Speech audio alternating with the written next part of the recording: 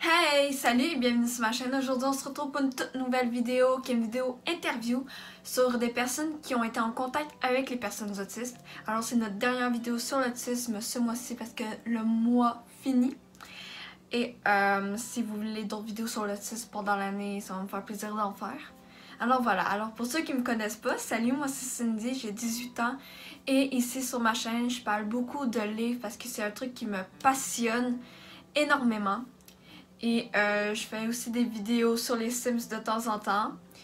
Et avec des amis, mais avec la COVID c'est un peu compliqué. Alors c'est pour ça qu'aujourd'hui, pour l'interview, comme la précédente, ben ça va être en appel et en texto. Alors je vais lire ce que les personnes m'ont répondu. Alors voilà, on y va?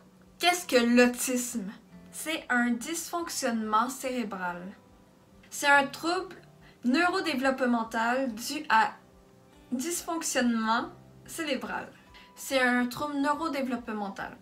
Des personnes qui voient les choses différemment et comprennent les choses autrement, ça peut être une difficulté dans la vie pour certains, les personnes autistes qui ne peuvent pas être autonomes, tout dépend du niveau.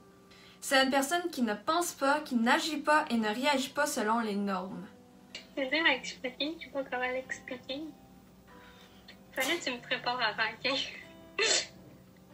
J'ai aucune idée. As-tu déjà entendu des préjugés? Oui, car l'autisme n'est pas connu par tous. Les gens ont souvent des préjugés lorsqu'ils sont face à de l'inconnu.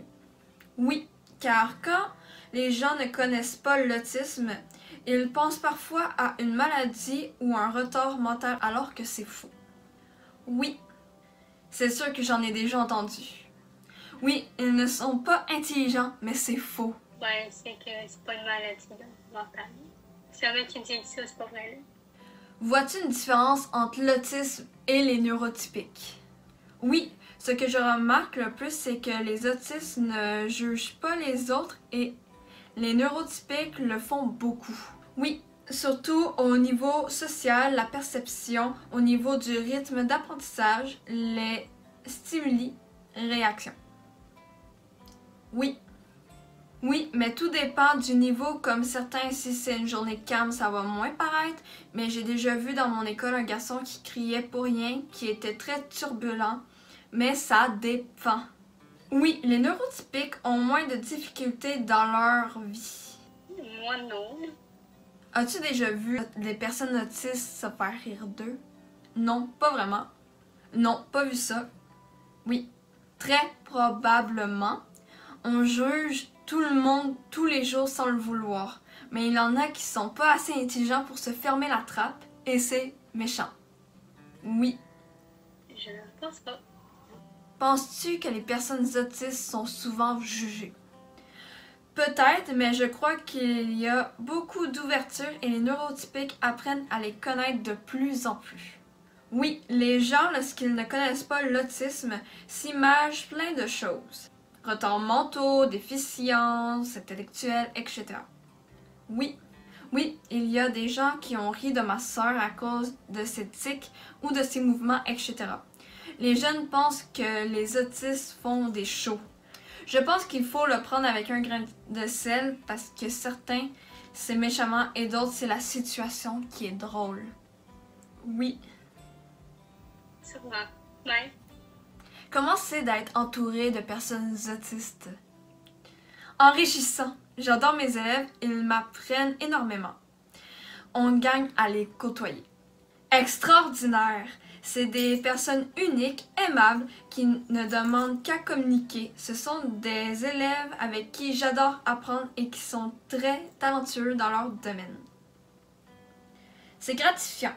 On apprend à chaque jour. Ils sont différents, mais tout le monde est différent. Eux, c'est l'autisme. Un autre, ça peut être autre chose.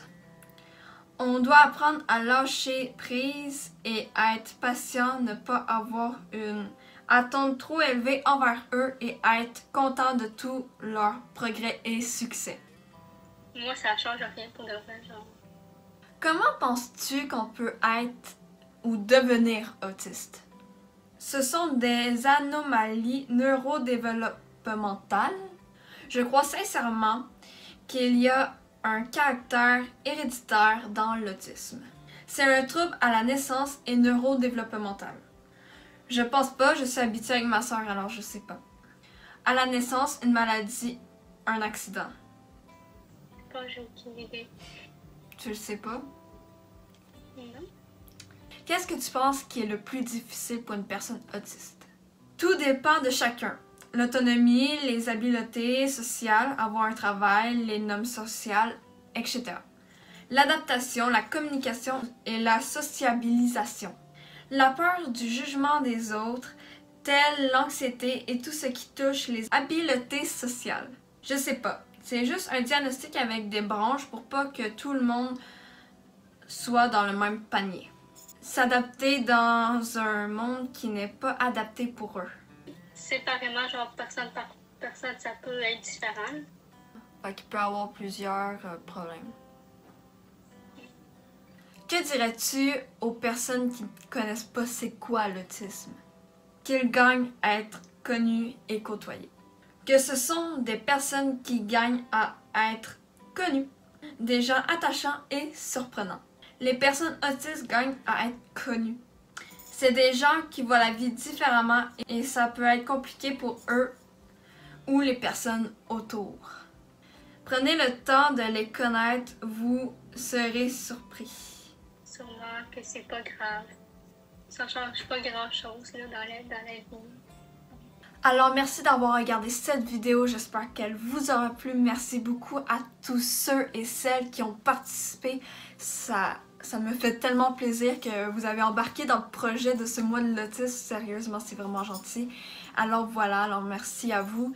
Alors merci d'avoir regardé cette vidéo, j'espère qu'elle vous aura plu. Si c'est le cas, abonnez-vous, bref, vous connaissez la chanson. Et nous on se retrouve pour une prochaine vidéo. Alors, à plus!